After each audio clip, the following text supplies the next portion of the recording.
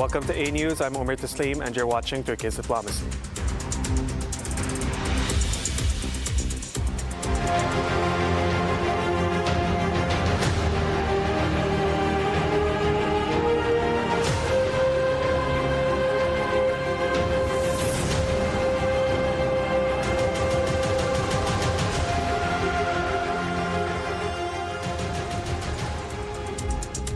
The death toll in Gaza has crossed 60,000 as famine spreads and humanitarian aid becomes difficult to obtain as a result of Israeli blockades.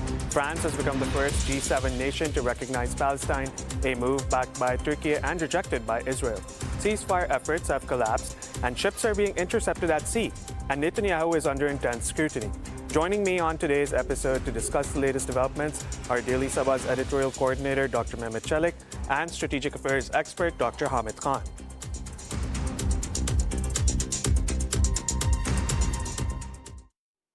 Terörsüz Türkiye süreci sadece Cumhur İttifakı'nın değil, aynı zamanda hükümetimizin, devletimizin hepsinden önemlisi milletimizin projesidir.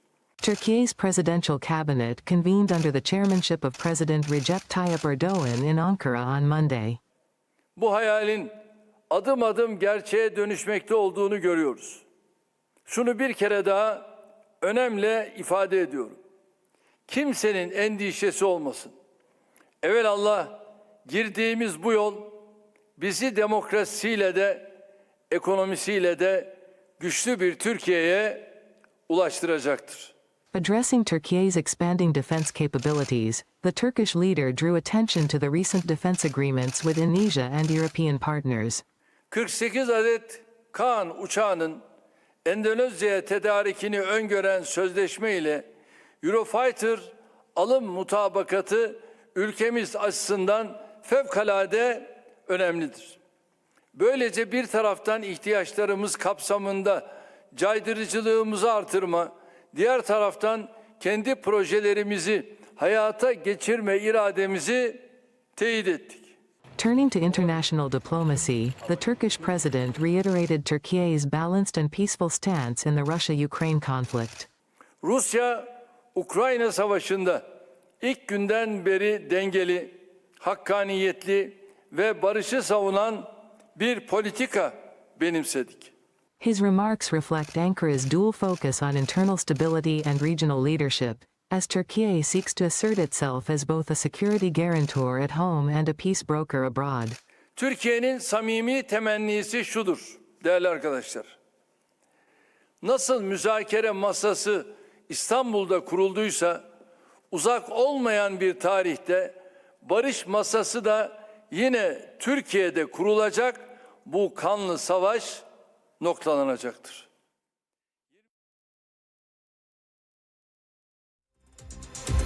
Welcome back to the program. Daily Sabah's editorial coordinator, Dr. Mehmet Çelik, welcome to the program. Thank you, Omar. Dr. Mehmet, let's start with Turkish President Erdogan's phone call with French President Emmanuel Macron, where he congratulated him for the decision that France is going to be taking this September, where it will recognize the Palestinian state at the UN General Assembly. Now, Mehmet, how important is this decision, which was made by the French president, and how important it is at this time when we know that other Western leaders have still failed to use the term genocide for what's happening in the occupied Gaza Strip? Well, first of all, we should know that, what is taking place right now in Gaza and in the other parts of occupied territories in Palestine by the Israeli government and the oppression that's going on, the violence, the genocide, the hunger, this is something that requires immediate action. Why do I say that? It is because the time has passed for just mere condemnation. And I think within that framework, in that sense, what France has called is isn't just a diplomatic headline when it comes to Palestine, because to minimize, to end the occupation, to minimize violence and oppression of Israel by Israel of Palestinians, two-state solution is a must. That's why when it comes to talking about two-state solution, France's move could have this domino effect for the wider European continent. It could open door for a wider European shift when it comes to Palestine. As of now, they have merely condemned what Israel has been doing in the occupied territories as a whole, but also when it comes to the genocide, using hunger as a weapon against Palestinians in the Gaza Strip. So that is significant in the sense that it could lead to other countries to follow suit. Already, Spain, Ireland, and Slovenia, they have said that they are going to take. They've taken steps already, but other countries may follow when it comes to recognizing Palestine as a state and eventually taking or having this policy shifts for a two-state solution, if that's still something that could exist in the future of Palestinian in the future of Palestine. But for that to actually be realized and for that to be materialized, there's other more immediate actions that require to be taken, and that is to have this. As of today, there are steps that needs to be taken to minimize the effects of lack of aid, lack of food, lack of water, lack of the most basic necessities needed for the civilians, for the children, for the babies in Gaza. Right now, they have this, tactic or strategy where they cut the whole lifelines from Gaza, where people are literally starving to death now. So that delivery of aid must be sustained, must be actually allowed. After that, a ceasefire is something that needs to come. After that, political transition to two-state solution must be there. But for all this, Israel has to stop the killing machine. And for that to happen, the biggest supporters of Israel must take action, not just mere words, when it comes to recognizing Palestine as a state, but when it comes to also acknowledging that what Israel is doing is not acceptable. And they need to move beyond that position, political position against Israel, and to take action so that Israel can be pressured into stopping this genocide in Gaza. Mehmet, now there is a tactical pause. It's not a ceasefire, it's a tactical pause in 3 areas in Gaza. It's not even the entire Gaza Strip. It's in Mawasi, Deir al-Balah, and Gaza City. So now it starts at 10 in the morning and then it ends at 8 p.m. Now, the Israeli government has presented this tactical pause in the sense that it's a favor for those in the occupied Gaza Strip, right? A few days ago, Netanyahu also said that there's no starvation in the occupied Gaza Strip, and Palestinians are just making things up and trying to show this to the international community. How are you analyzing this 10-hour daily tactical pause, Mehmet? Well, first of all, this is simply whitewashing what Israel is doing against the Palestinians in Gaza. It is, in a way, a PR move, public relations move, as the hunger, the famine there, and all the violence and the killings of people actually running to the aid being delivered, and that is now putting pressure on Western countries, especially, to make a move against Israel, to change their position and policies against Israel. So this, what Israel calls a humanitarian gesture, aid agencies and the whole world doesn't see it more than a just mere PR move. So, the scale of suffering in Gaza, it cannot be fixed with that 10-hour window of aid delivery. Let alone that, when this is just a drop in the ocean, and it has no practical gains in terms of fixing the situation there. In addition to the ineffectiveness of this method, Israel also targets those who go and try to collect the aid. We've seen, many incidents since even the Gaza Humanitarian Fund, even with this the method of delivering aid, Israel is using this as a strategy to kill more effectively, I think. Even airdropping aid, Mehmet, now is also killing people because it's falling directly on Palestinians. Yeah, it falls directly on their tents, for example. Nevertheless, it is, while we acknowledge that every little bit counts, but it is not more than that drop in the ocean. This is not something you can fix with such 10-hour pause and these tactical PR moves, because only a fraction of food and medicine is getting through this method that Israel is using as a tactic. The picture is much bigger in scale.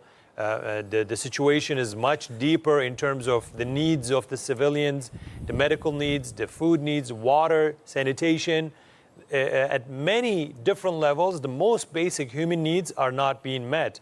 And what can that 10-hour do when there is hundreds of thousands of people are left without any of these basic needs? Mehmet, we were talking about France, right? That it's going to take the decision to recognize France in the state of Palestine in September at the UN General Assembly.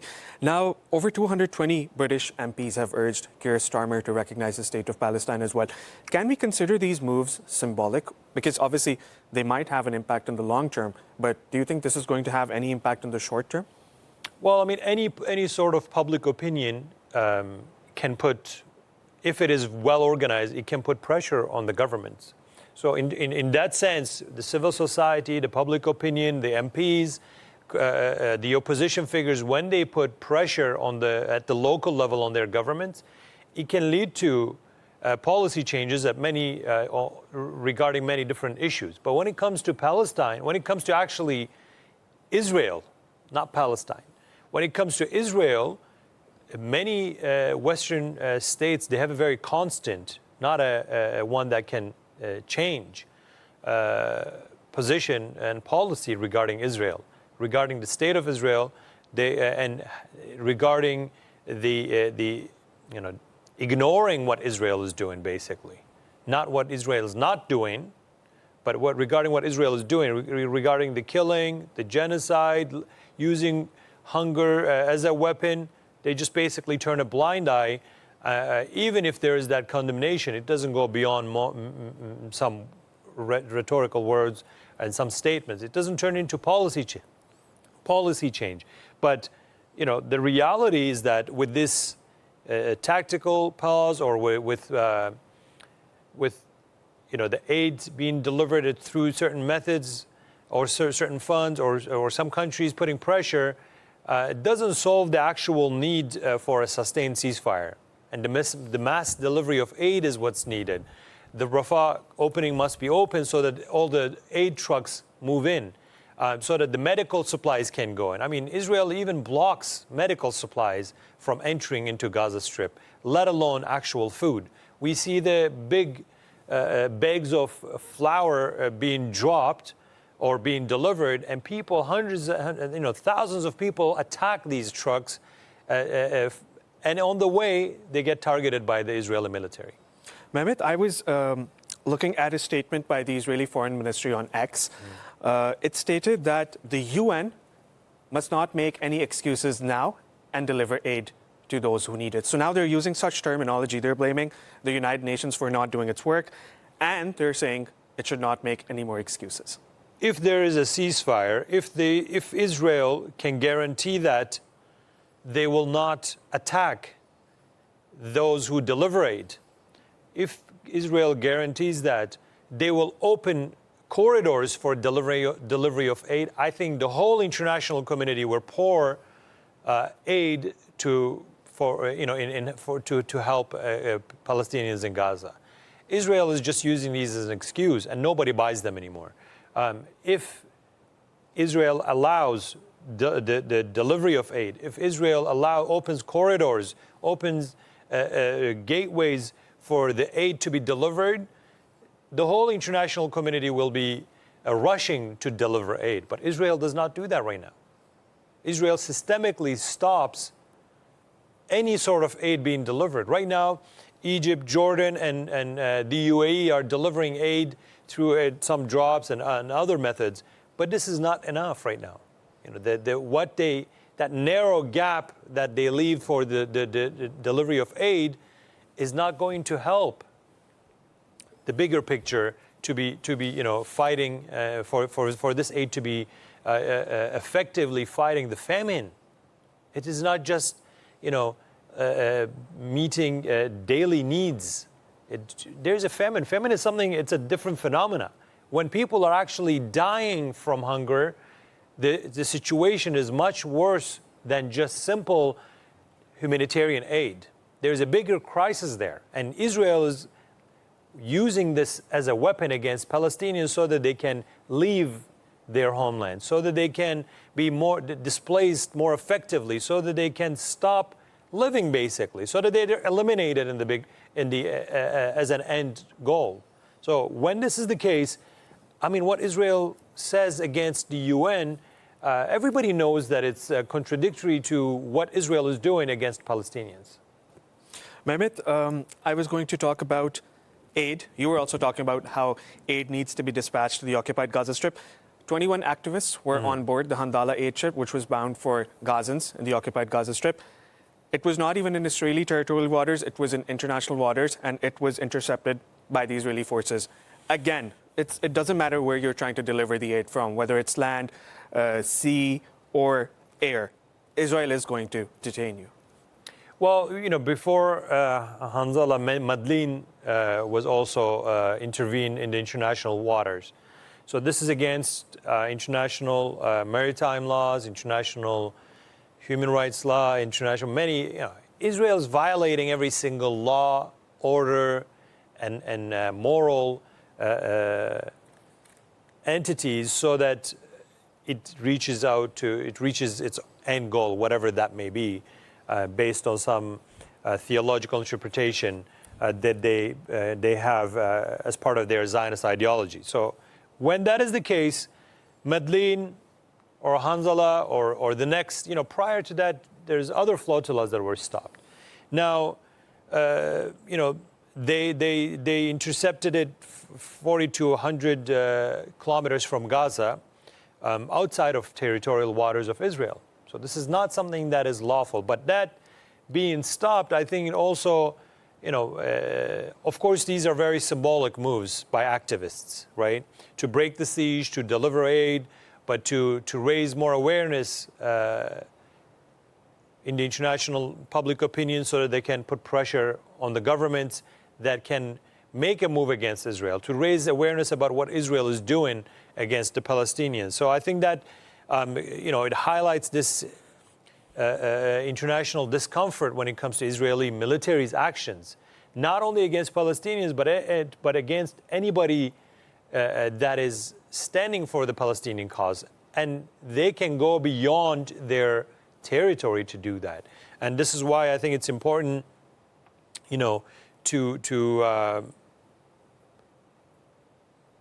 it's important to make these moves, symbolic moves, so that the European allies of Israel can actually see what Israel is doing, and to make sure that public opinion can put pressure on them. Nevertheless, I think Israel will continue to block any sort of peaceful aid efforts, and eventually, I think the aim is to put some diplomatic and legal pressure on the European allies. And if that happens, the Israel will be singled out. But in the short term, it doesn't seem like that will be happening anytime soon. Nevertheless, I think it's very respectful and very honorary to what they are doing. These activists are doing from different parts of the world, and their firm stance to stand by Palestinians in solidarity with Palestinians, for this Palestinian cause, and this is much more beyond that, just supporting Palestinians as Muslims, supporting Palestinians as Arabs or people in the Middle East. I think that there is a very human aspect of this firm position that stands with the Palestinians. When we talk about delivery of aid and Israel trying to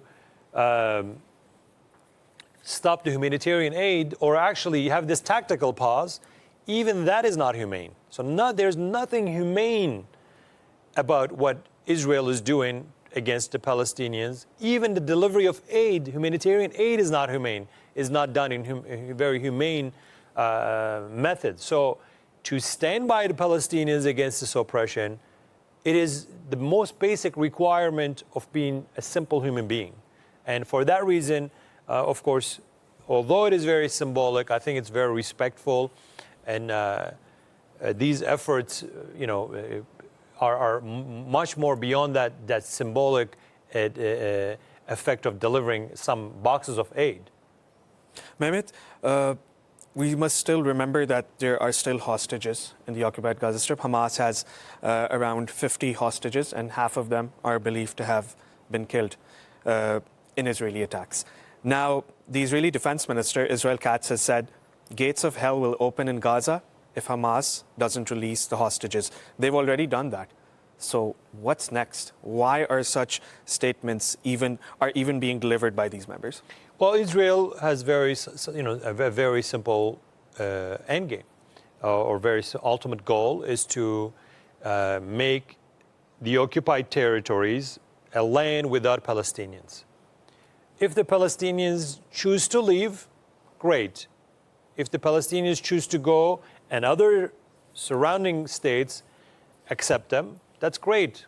If not, every single one of them will be killed by Palestine, by Israel. This is the end game. And this is why turning the occupied territories as a hell is a method to end that resistance to being dispossessed from your land, to being displaced from your homes, to be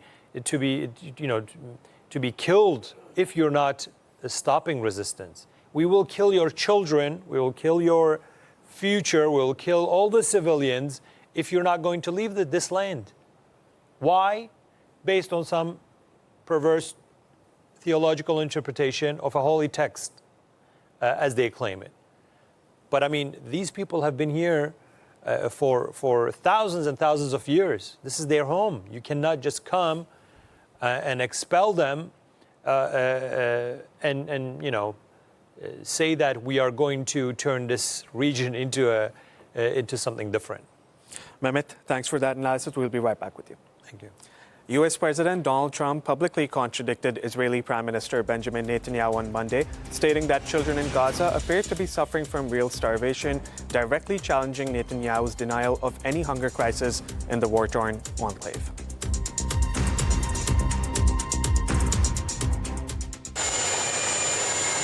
U.S. President Donald Trump said on Monday the #1 priority in Gaza was getting people fed. We can save a lot of people. I mean, some of those kids that's real starvation stuff. I see it.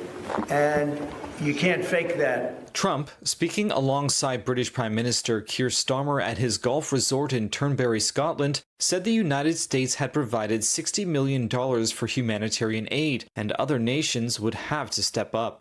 And the Prime Minister is going to help us. They're very effective with that. You've done that before. On Monday, the Gaza Health Ministry said at least 14 people had died in the past 24 hours of starvation and malnutrition. That brings the war's death toll from hunger to 147, including 88 children, most in just the last few weeks. Israel cut off all supplies to Gaza from the start of March, reopening the territory with new restrictions in May. Trump's assessment stands in stark contrast with that of Israeli Prime Minister Benjamin Netanyahu, who said this at a summit on Sunday in Jerusalem. Israel is presented as though we are applying a campaign of starvation in Gaza. What a bold-faced lie. There is no policy of starvation in Gaza, and there is no starvation in Gaza.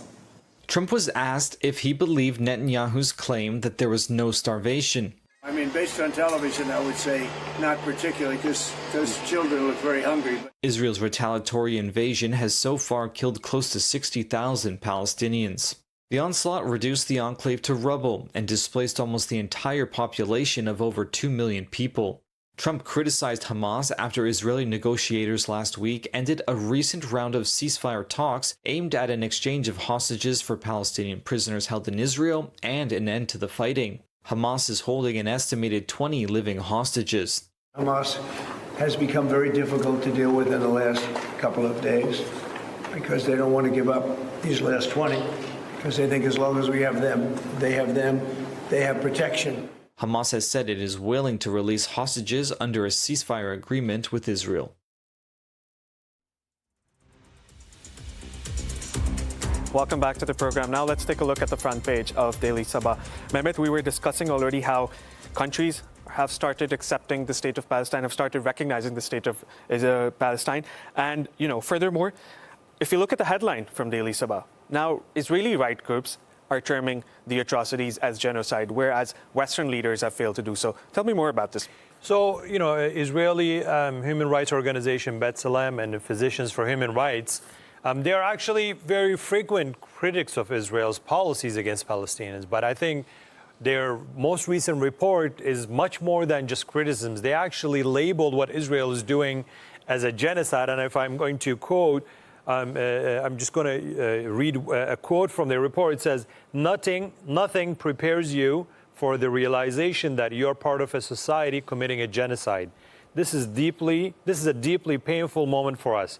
B'Tselem Executive Director Yuli Novak told reporters about what Israel is doing. And I think it is one thing, we were just listening to Netanyahu and Trump talking about the hunger situation. And Netanyahu is saying this is a bold lie, basically, when it comes to hunger. But all the rights NGOs, all the international human rights groups, the United Nations, everybody is actually all the mobile phones are live streaming the famine in the Gaza Strip, yet Netanyahu says this is not a true reporting. But Israeli right groups, not Palestinians, Israeli right groups, they say that Israel is committing genocide against the Palestinians. And this is why I think it's very symbolic that when the whole international community is calling out what Israel is doing as a genocide. I mean, International Court of Justice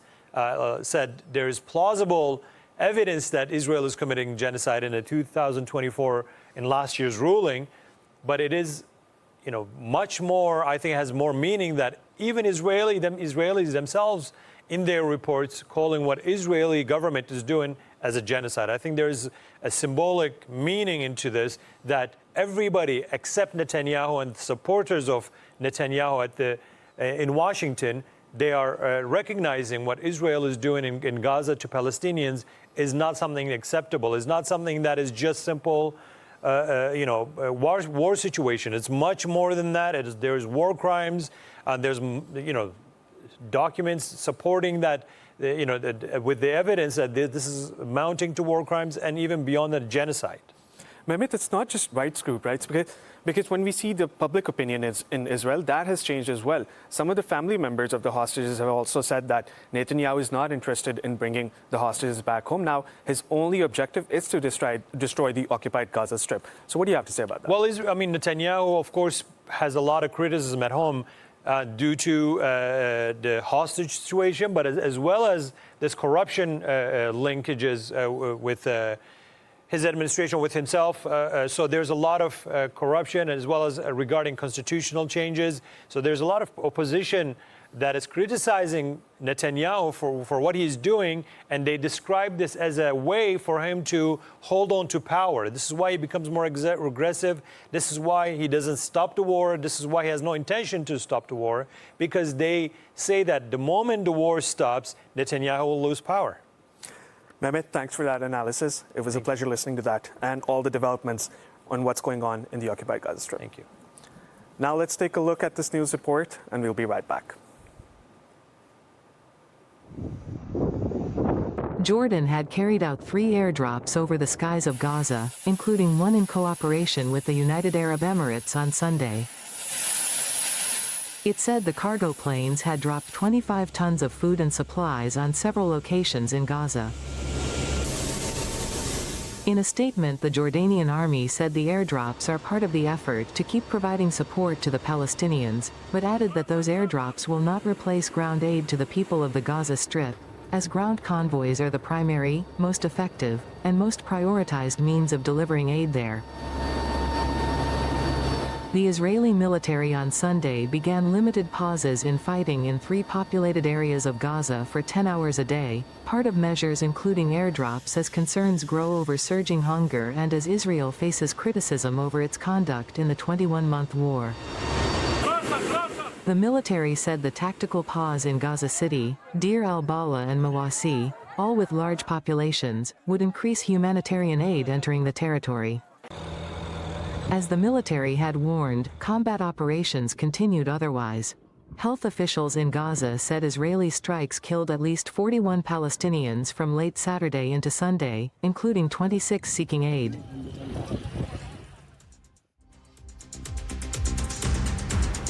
Welcome back to the program. Now, Dr. Mehmet, we are talking about, the entire world is talking about bringing a ceasefire in the occupied Gaza Strip, right? And there are delegations which have been present in Doha, American delegations, the Hamas delegation. Israel has been negotiating in Doha, but they have still not reached a ceasefire. And one of the main reasons is because Hamas says that if there is a starvation crisis in the occupied Gaza Strip, we will not even talk about achieving a ceasefire. So how can we achieve a ceasefire, Mehmet? Obviously, this starvation crisis needs to end first. What happens next after that? Well, I think to reach a ceasefire, Israel has to change its policy towards Palestine as a whole, because I reiterate that Israel's end game or Israel's ultimate policy is not to eliminate Hamas, as they call eliminate Hamas as a group, because this will not eliminate Palestinians from the Palestinian land. If the ultimate aim is to occupy, expand occupation, and annexation of Palestinian territories, the resistance will continue, whether it is called Hamas or something else. That resistance against the dispossession, against displacement, will continue under different names. I mean, we talk about, and the reason why I'm saying that is we can talk about ceasefire. We can say, if the hostages are released, then there will be a ceasefire, then the humanitarian aid will be allowed, etc. But Israeli policy against the Palestinian territories is not just limited to Gaza Strip. Last week, they announced new settlements in West Bank. And actually, according to Peace Now, Israeli organization, the amount of illegal settlements, basically the stealing of Palestinian lands in the first 3 months of 2025 has surpassed that of the whole year in 2024. So the policy is not just, Israeli policy against Palestinians is not just, we shouldn't be analyzing that within the framework of war between Hamas and Israel. Prior to this, we should look at the historical evolution of this crisis. It was first framed as the war between Arabs and Israel, right? Arab-Israeli war. When the Arabs, they detached themselves from the Palestinian cause, then it turned into the war between Israel and Palestine, Israel and Palestine conflict. When West Bank was detached from Gaza Strip, and there was a different administration in Gaza, different administration at the West Bank. When Hamas was seen as a threat, basically, by even though they were elected by people in Gaza. When they wanted to eliminate Hamas, then they said this is a war between Hamas and Israel, right? This is how it has actually been, this historically evolved. So when we look at that evolution, and what it means is that the name changes because the Palestinian cause as a whole suffers, right? First, it was the Arabs. They said that this is our cause, our struggle. But now, it is from that day, now it's diminished to a war between Hamas and Israel. When you look at what has been lost, we can look at the map at 1948, what did state of Palestine look like versus what it looks like now. And what that meant was that that detachment in terms of labeling it as Arab-Israeli war, what that meant, what does it mean to say this is an Israeli-Palestinian conflict? We can question whether there was a unified front in terms of the Palestinians as a people, in terms of having different political, rival political groups supporting the Palestinian cause. Now, can we say that that unified front exists, or is it just Hamas fighting Israel now? So all these show one thing. One is that the Palestinian cause is fragmented, or there's different parts of this struggle. On the other hand, we see Israel's very constant policy against Palestinians, against the state of Palestine, against the occupied territories, against people in Palestine. It doesn't change whether they're in Gaza or whether they're in West Bank. West Bank is still being attacked. There's still constant killing in the West Bank. There's still constant occupation and expanding the occupation through illegal settlements, ignoring all the international law, regarding all the UN resolutions. And there is a genocide being committed in Gaza. The ultimate aim is then not just Hamas, eliminating Hamas, but to occupy the whole Palestinian territory and making that land a land without Palestinians. The ultimate aim is then to occupy East Jerusalem, right? I think this is something that we ignore. When we all talk about Gaza, West Bank is also being attacked and being, the violence is continuing there. When we talk about Gaza, of course, rightfully, given the fact that there is a bloody genocide taking place, there's a famine there, of course, we are ignoring the fact that the ultimate aim is to also occupy West Bank, occupy East Jerusalem. So when that is the case, a constant policy against Palestinians, how can we reach a ceasefire right now? And on the other hand, if Israel is being supported by all the European allies, Israel's allies, if Israel is being supported by the world superpower, one of the superpowers, the United States, if their position is not changing, how can the rest of the world, establish a ceasefire? There is, of course, Qatar and Egypt and even Türkiye. They have this. They support this diplomatic negotiations or diplomatic talks to achieve a ceasefire. But Israel's position doesn't change. Israel doesn't care about a ceasefire. Israel doesn't want to establish a ceasefire. When there's children being killed because of hunger, and it is being recorded live on cameras, and Netanyahu says this is not something that's taking place, how can you achieve any sort of humanitarian steps with a mentality like that? How can you achieve any ceasefire due to humanitarian concerns with a mindset like that? I think as long as that mindset doesn't change, as long as there's no pressure on that mindset, then a ceasefire for humanitarian purposes is something that looks at a very distant place. Dr. Mehmet Çelik, thank you for that analysis. It was a pleasure having you on the program today. That brings us to the end of our program. Thanks for joining us. Bye for now.